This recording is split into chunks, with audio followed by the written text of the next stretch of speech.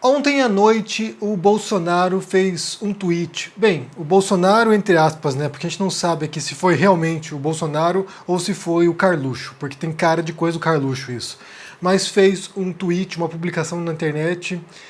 E eu fiquei pensando muito se eu deveria falar sobre isso ou não, porque, por um lado, reverbera, né? Por um lado, aumenta a repercussão desse tipo de doideiras do governo Bolsonaro, mas, por outro lado, como são tópicos que a gente aborda aqui de maneira frequente, né? Que é a retórica do Bolsonaro, o modo como ele opera, o modo como ele usa a cortina de fumaça para tirar também o foco de coisas mais importantes, eu acho que vale mencionar sim, porque isso está relacionado também a outros tópicos que eu vou mencionar antes, inclusive, né? Eu vou falar de outras coisas antes e depois eu vou entrar aqui nessa publicação de ontem do Bolsonaro para você ver como ele opera, né? Qual é a tática de desinformação e de mudar o foco. Então, para começar aqui, eu tenho dois assuntos para falar, né? O primeiro deles é referente a um vídeo da semana passada, que também tem a ver com isso, na verdade, né? Eu fiz um vídeo aqui chamado Bolsonaro preso amanhã. E isso era óbvio, né? Era uma clara referência ao meme lavajatista e bolsonarista Lula preso amanhã. Se vocês se recordam aqui, ao longo de 2017, 2018, era o tipo de meme recorrente nos portais bolsonaristas, nas redes sociais, que havia o desejo de prender o Lula, né? E retirar o Lula da jogada, retirar o Lula da corrida eleitoral. E isso aconteceu. Como vocês sabem, o Lula foi preso, ficou um tempão na cadeia e agora ele volta para o jogo eleitoral. Mas esse meme se espalhou e era usado para criar uma pressão, né? Por um lado, era usado para criar uma pressão sobre as instituições para que prendessem o Lula e, por outro lado, também servia para corroer a imagem do Lula e assim desgastá-lo até chegar às eleições, caso ele não fosse preso. Se ele, porventura, chegasse à corrida eleitoral solto e disputasse, ele já teria a imagem associada a um criminoso que deveria estar preso. Então, era uma tática recorrente. E, naquele vídeo que eu fiz, né, o que eu falo é que o Bolsonaro deveria estar preso. Não amanhã, hoje, ontem, já deveria estar preso, porque ele é alguém que está, de maneira constante, todos os dias cometendo crimes, tanto crimes de responsabilidade, quanto crimes comuns.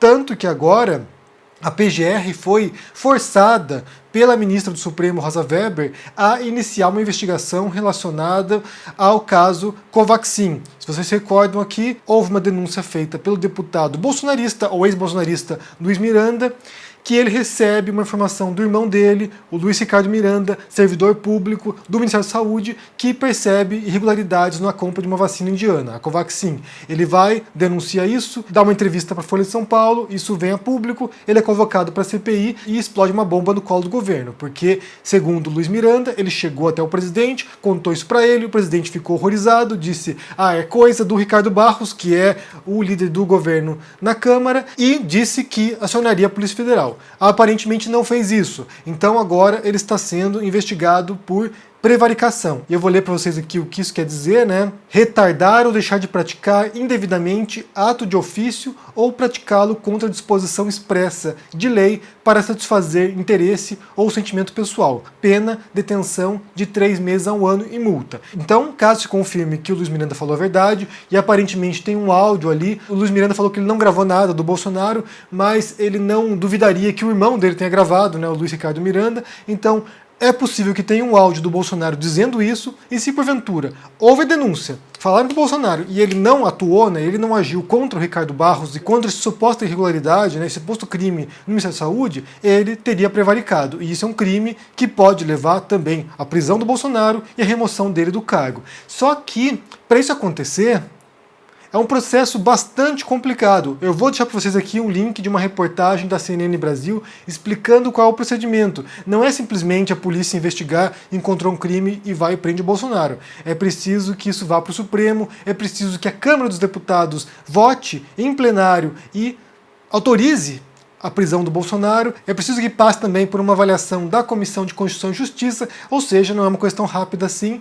mas pode ser uma via, pode ser um caminho sim, para que leve a remoção do Bolsonaro e a prisão dele. Se vai acontecer amanhã? Não vai acontecer amanhã. É óbvio que não vai acontecer amanhã, mas, como eu falei, é uma clara referência ao meme lavajatista e bolsonarista, que eles ficavam o tempo todo pressionando para que o Lula fosse preso. E agora é preciso que haja essa pressão para que o Bolsonaro seja removido do cargo, seja preso e seja também impeachmentado. Tanto que as manifestações que aconteceram nesse final de semana, por exemplo, né, mais uma vez manifestações crescendo agora, e as pessoas estão criando coragem para ir se manifestar e enfrentar essa monstruosidade, essa pressão pública popular nas ruas faz sentido, porque isso também vai forçando instituições, vai forçando o Arthur Lira, vai forçando a Câmara dos Deputados a tomar uma providência e remover esse cara do poder, porque ele é um perigo. Ele é muito pior do que o vírus. Ele é alguém que atua e contribui para que o vírus se dissemine, ele é alguém que contribui e que tem mortes de brasileiros nas mãos. Então essa que é a questão. Ele não vai ser preso amanhã e nem sequer sabemos se vai ser preso em algum momento, mas deveria ser preso. Se as instituições estivessem operando normalmente, se as instituições estivessem funcionando, ele já teria sido impeachmentado. Se ele houvesse feito uma pedalada fiscal, já estaria removido do cargo. Mas não, cometeu um genocídio e lá está ele, todo pomposo, todo pimpão, em cima do seu trono. Mas essa pressão é crucial. Aparentemente as manifestações não vão parar nesse momento, elas vão continuar aumentando e isso vai gerar uma pressão, sim, para que tome uma providência. É importante. Se não for via Congresso, se não for via impeachment, pode ser que seja via Supremo por prisão do Bolsonaro. Mas ainda assim depende da Câmara dos Deputados, que estão no bolso do Bolsonaro. Então esse é um enorme impasse, né? Se alguma coisa vai avançar. Inclusive, os senadores da CPI estão preocupados agora com essa investigação iniciada pela PGR, porque se ela por acaso for arquivada, né, vamos supor que eles investiguem e não encontrem nada e arquivem, isso vai enfraquecer sim a tese central da CPI, que é que o Bolsonaro cometeu crimes tanto comuns quanto de responsabilidade. Então agora, enquanto que por um lado essa investigação agora também acua o presidente, né, também acua o Bolsonaro e deixa numa posição fragilizada, por outro lado pode ser que o fortaleça a médio prazo aí, né? São 90 dias agora para essa investigação e há um outro problema também, é que o Supremo não decidiu ainda se, no caso de uma investigação envolvendo o presidente, se ele é obrigado a depor presencialmente, oralmente, né, a polícia pode ir lá e inquiri-lo, ou se pode ser feito por escrito, né, mandar as perguntas e ele responde por escrito. O ideal é que ele fosse inquirido, né, o ideal é que ele fosse, questionado e respondesse presencialmente, mas isso parece que só vai ser analisado pelo Supremo em setembro. Então tem chão pela frente aqui e muita água vai rolar por baixo disso, incluindo na própria CPI. Mas, como eu falei aqui, ele não vai ser preso amanhã, embora já devesse estar preso há muito tempo. Aqui referente ao meme feito sobre o Lula. Esse é o primeiro ponto. O segundo ponto tem a ver com as manifestações, né? Como eu mencionei, as manifestações estão crescendo, elas estão fortalecidas, e agora a gente tem visto também outros grupos, que não apenas a esquerda brasileira, mas também grupos de oposição à direita, também querendo integrar as manifestações. E isso está encontrando resistência entre certos grupos mais fanatizados, né? Pessoas que não aceitam que qualquer pessoa, né, PSDB ou qualquer outro grupo que porventura tenha se alinhado ao Bolsonaro em algum momento, venha para as ruas e apoie o movimento. Por um lado, é compreensível, porque é claro que são pessoas que atuaram para esse projeto. São pessoas e grupos e partidos que estavam encampando o bolsonarismo, né? Então, nesse sentido, são figuras suspeitas. Mas, por outro lado, também é um pouco de burrice, né? Pensar que qualquer apoio nesse momento é útil, né? Qualquer tipo de movimento que vá para a rua remover o Bolsonaro é útil. É claro que depois disso, né, uma vez que ele seja removido, as forças vão se dividir e vão para outros lados, né? Então, assim, se unam para remover o Bolsonaro e depois cada um dispute seu território posteriormente. Mas tem pessoas que não pensam nisso, né? São incapazes de fazer qualquer tipo de concessão, mesmo que seja milímetros de concessão, porque são fanatizados, são dogmáticos, né? Então aí não tem conversa mesmo, né? São pessoas que vivem no mundo de fundamentalismo político, e aí não tem diálogo. Essas pessoas não são capazes de fazer concessão, nem mesmo para grupos de esquerda também, né? Nem mesmo para outros grupos de centro-esquerda. São pessoas que vivem realmente num projeto que é autoritário em grande parte. Nesse sentido, não há diálogo e isso repele também outras forças que poderiam contribuir para esse movimento agora popular de remoção do Bolsonaro. E uma coisa interessante que eu percebi também nessas manifestações, né, vendo as imagens, né, vendo as cenas que foram enviadas, é que há uma tentativa, né, um esforço de resgate das cores do Brasil. Muita gente saiu às ruas vestindo verde e amarelo, vestindo cores da bandeira, e isso é importante porque durante um bom tempo essas cores foram capturadas, foram sequestradas por movimentos lavajatistas, ou bolsonaristas, ou antipetistas. Então eles mostravam como se eles fossem os patriotas, né? Nós somos verdadeiros brasileiros, nós somos cidadãos de bem. É importante que a esquerda resgate essas cores, né? Mostre que ser patriota, defender as instituições brasileiras, defender a pátria brasileira não é coisa de militarista, não é coisa de fascista, é coisa de brasileiro, né? Pessoas que valorizam a sua própria terra e que estão lutando por um país melhor. Então, eu achei interessante esse resgate das cores brasileiras e que muita gente tenha saído às ruas ostentando essas cores da bandeira, né? É resgatar a narrativa nesse sentido, é resgatar essa história e levar outras pessoas para a rua também. Como eu disse, é importante que bolsonaristas arrependidos, pessoas que perceberam o erro, pessoas que perceberam a cagada que fizeram, também se unam nesse movimento de remoção do presidente. Não dá para ficar agora repelindo todo mundo só porque fez uma burrada em algum momento. É importante que nesse momento de remoção do Bolsonaro, todos estejam juntos. Senão, a esquerda não tem força suficiente. Ela não tem força suficiente nas ruas para isso e não tem força suficiente também no Congresso para isso. Sem a contribuição do Centrão, inclusive, o Bolsonaro não vai cair. Enquanto ele tiver o apoio dessa ala fisiológica, dessa ala mercenária, ele não vai deixar o poder. Então vai ter que haver uma manobra de puxar essas pessoas para esse lado, pelo menos de remoção do Bolsonaro. Depois são outros 500. Então, tendo dito isso, a gente vai agora à reação do Bolsonaro, né? Porque eu entendo como uma reação. É uma reação a essa investigação agora, iniciada pela PGR, né? Forçada pelo Supremo, porque a Rosa Weber, lá, a ministra do Supremo, ela convocou a PGR a iniciar essa investigação, ela meio que chamou na chincha ali, né? Ou vocês fazem isso, ou vocês estão sendo complacentes e cúmplices dos crimes do Bolsonaro. Ela vai lá e chama na chincha e a PGR inicia. Então, como reação a isso e como reação também às manifestações, o Bolsonaro começa ali a se chacoalhar, né, a se remexer ali, a dar os seus gritos, né? E daí, uma dessas coisas foi essa publicação que ele fez ontem à noite. Eu vou ler para vocês aqui, depois eu falar um pouquinho sobre isso, como é uma cortina de fumaça, como é uma tática de dispersar, né, de distrair as pessoas e por que ele faz isso. Então, ele publica o seguinte: vamos supor uma autoridade filmada numa cena com menores, ou com pessoas do mesmo sexo, ou com traficantes.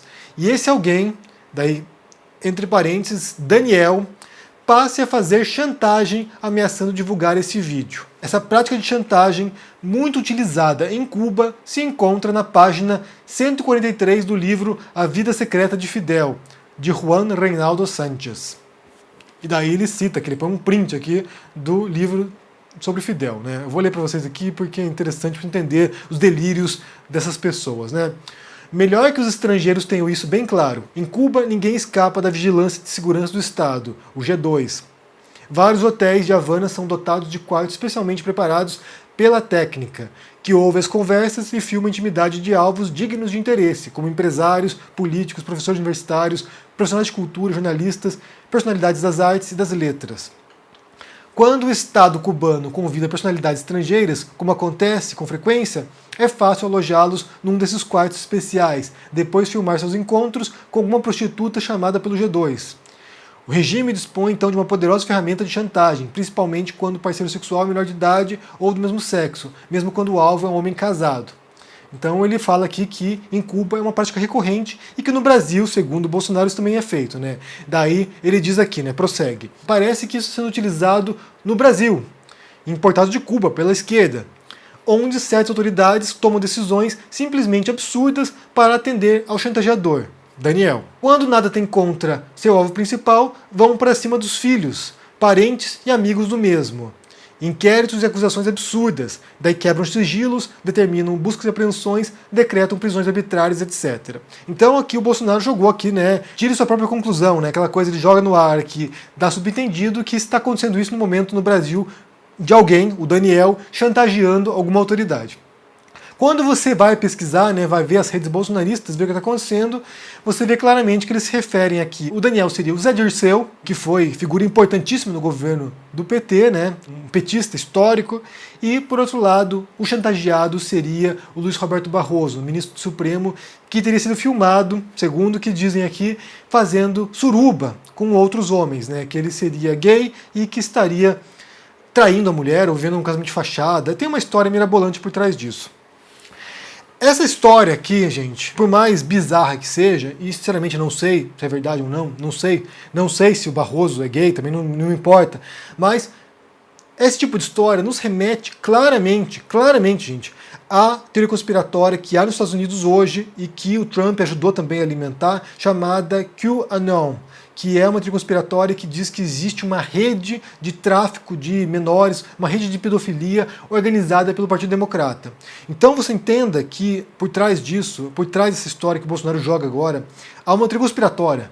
Há uma teoria conspiratória, em essência, muito parecida com a teoria conspiratória que é veiculada nos Estados Unidos, em que diz que a esquerda, nesse caso, nos Estados Unidos são os democratas, são moralmente corrompidos, são pessoas malévolas, são pessoas demoníacas, porque no QAnon tem satanistas também, tem um monte de histórias bizarras também, né, um monte de invenções mirabolantes. São pessoas do mal e que usam de recursos mórbidos, né, sombrios, perversos, para chantagear as pessoas e para controlar, né, chegar ao poder. Então você tem aqui um tipo de história, uma teoria conspiratória, que o Bolsonaro vai começar a propagar agora, e as redes bolsonaristas já estão inflamadas, propagando também isso, para tentar agora sabotar, por um lado, a esquerda, o PT, né, a retórica antipetista voltando também com força total. Eles vão ordenhar essa vaca com certeza, porque é o que elegeu o Bolsonaro e eles sabem que é uma força poderosa. Ainda tem muita gente que tem medo do PT, né? Tem muita gente que prefere que o Bolsonaro volte ao poder, mesmo odiando o Bolsonaro, preferem o Bolsonaro no poder do que o PT. Então eles vão ordenhar a vaca do petismo e com o Lula na campanha eleitoral também, com o Lula vindo forte na campanha, isso vai também inflamar esse meio aí hesitante, né? Que não sabe o que é pior, se é PT ou se é Bolsonaro, e que vão cair para o Bolsonaro. Então, eles vão seguir nessa linha. E, por outro lado, também querendo plantar a história, né, querendo semear a história de que o Supremo, nesse caso, um dos ministros do Supremo, né, o Barroso, está sendo chantageado pelo PT e que ele não aceita, por exemplo, o voto impresso por causa dessa chantagem. Ele até concordaria com isso, mas ele não pode votar a favor disso porque há provas incriminadoras contra ele, e isso pode destruir a carreira dele.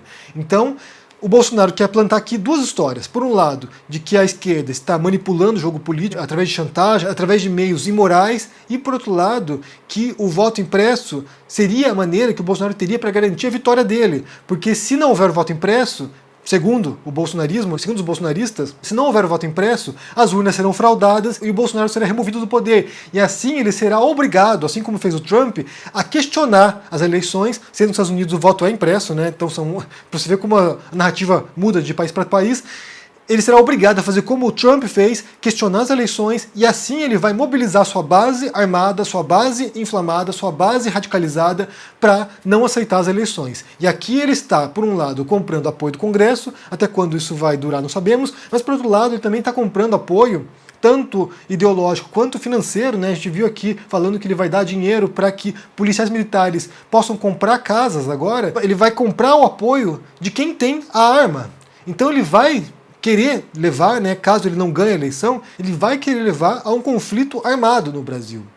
É claro que a gente está aqui tentando projetar o futuro, né? A gente está tentando projetar o impacto que a narrativa bolsonarista, o discurso bolsonarista tem sobre as pessoas. Pode ser que em 2022 ele perca a eleição e nada aconteça. Simplesmente saia do poder, reclame lá, sabe, gema e nada aconteça. Mas pode ser que, uma vez que ele já tenha criado essa história, né, e inculcado essa história nas pessoas, pode ser que haja violência também, como aconteceu nos Estados Unidos. Basta pensar que no dia em que o Congresso estava certificando a vitória do Joe Biden, trumpistas invadem o Capitólio, a sede do Congresso, e quebram um monte de coisa lá dentro, ameaçam os congressistas, e isso foi uma infâmia, né, uma mancha histórica nos Estados Unidos, como nunca aconteceu anteriormente. Então não te surpreender que eles vão cavar esse tipo de história, eles vão cavar essa conspiratória até chegar à eleição e você ter lá uma massa de bolsonaristas ensandecidas querendo a morte e a destruição. E ele está, obviamente, acuado, né? Com as manifestações, com a investigação, ele está acuado e ele vai começar a plantar agora esse tipo de maluquices.